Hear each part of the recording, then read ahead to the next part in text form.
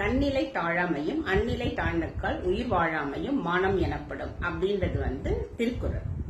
அதாவது நம்ம நிலைமையில நம்ம கொஞ்சம் நம்ம தவறிட்டா கூட நம்ம அதுக்கப்புறம் உயிர் வாழக்கூடாது. அதுதான் மானம் அப்படின்றது அந்த திருக்குறள்.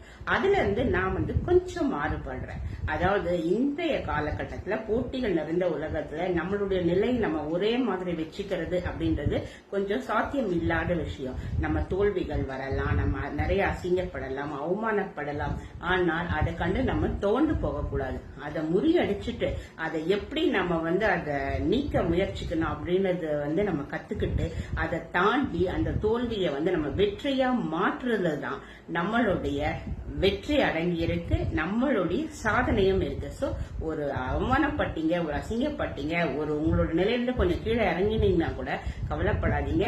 அதை முறியடிச்சு என்னன்னு கண்டுபிடிச்சு பல நிலைகள் நீங்க மேல உயர்றதுக்கு பாடுபடுங்க.